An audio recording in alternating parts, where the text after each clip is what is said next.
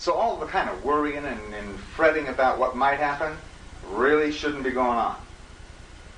We have the proof that consciousness has a plan.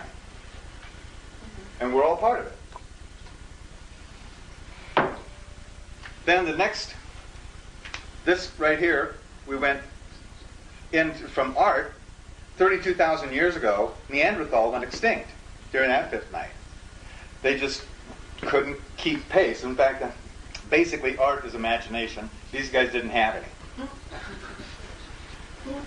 Here was Christ's message, very upsetting, so upsetting that 415 years later, Rome fell. And it didn't fall because the swords went dull, or the spears drooped. It went down because consciousness changed. It's happening again. We're watching it happen again. Consciousness changing, right over the top of a government. So here in the ethics period, in the fifth day, what we should be seeing is the neighbors. We should be meeting our galactic neighbors in and about that. Plus all kinds of wonderful technologies. 1873 to 1893, by the way, which was the fourth day of this cycle, was when Nikola Tesla developed free energy. That's when he was doing all his work. Power squashed his researches. But here we are, full circle, back again. So during this period of time, by November of this year is the end of this fourth day, there will be, to consciousness, there will be an exposure of the fact of free energy. Talk about a change on power. We're going to see a big shift.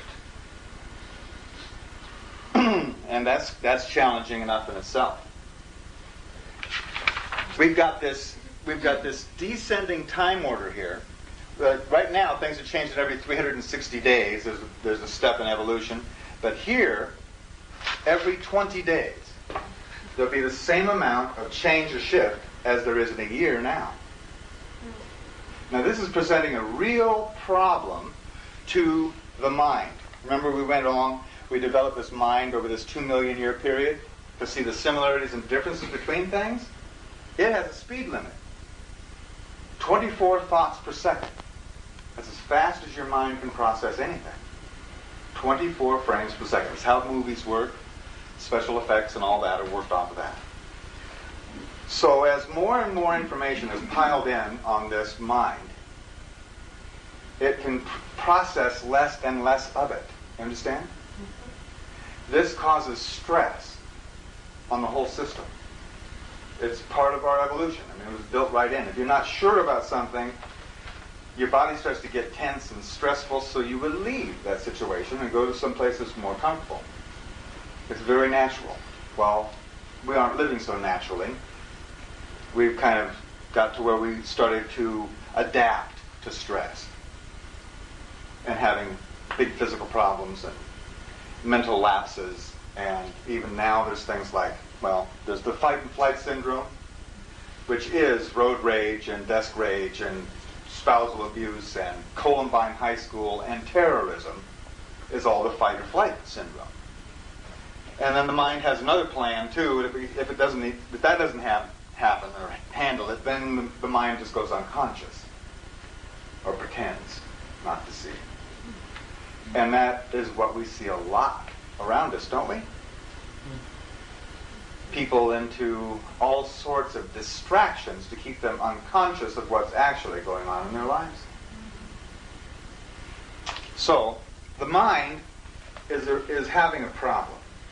And as long as mankind is associated with his mind, or believing what his mind tells him, then he's going to have some problems.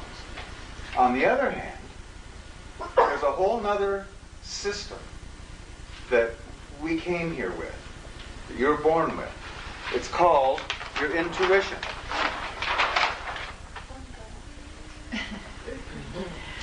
It's pretty obvious that everybody's going to go out of their mind pretty soon, because things are just going to keep on accelerating.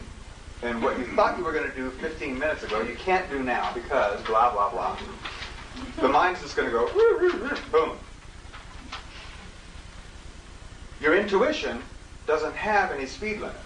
It doesn't have any speed.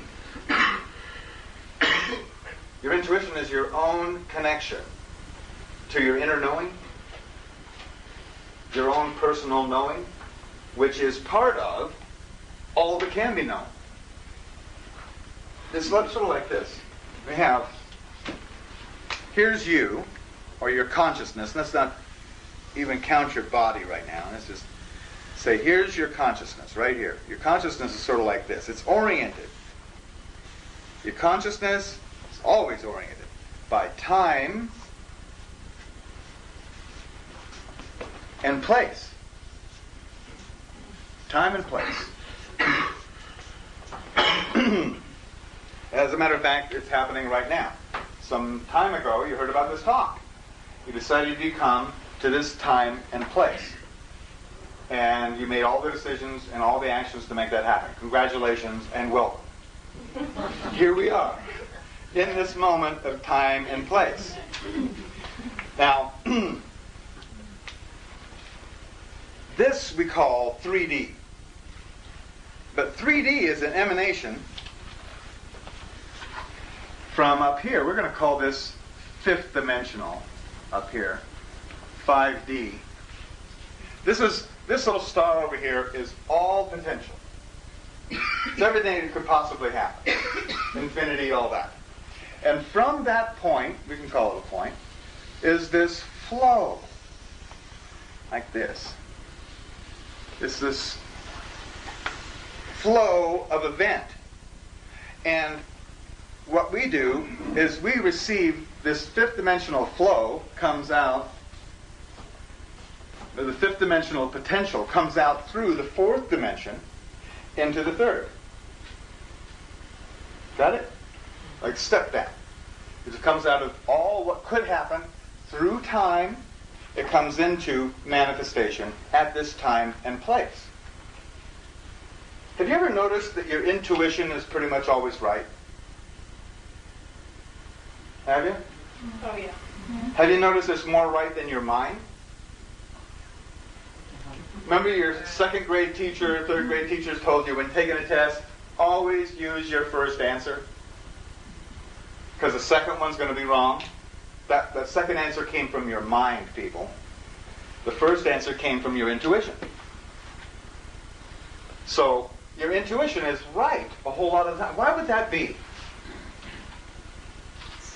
It's just possible that when you're in your intuition, when you are centered in this time and place, and you're in your doesn't it feel like you're in on a track, or just like you're in the zone? In fact, there's a name for that. It's like athletes call it the zone. When you're in that zone, it just feels natural, and like you just know the right thing to do. You're centered. When you're there, it's just possible that that's the staging for actually creating your future. Well, it would handily explain why your intuition was so right, wouldn't it? If you're creating your next moment, and we're going to look at how that might just be the fact. We see these in consecutive moments, but it's actually all a flow, or happening at the same time. This is creation's flow right here. Creation's flow. And what you do with your consciousness, or what can be done with your consciousness, is you can tune to this flow. Have you ever heard of the word entrainment?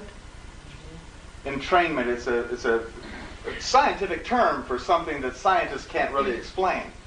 It's how mechanical things, and certainly life organisms, go into syncopation together. You put two machines right next to each other, and they will start to operate similarly.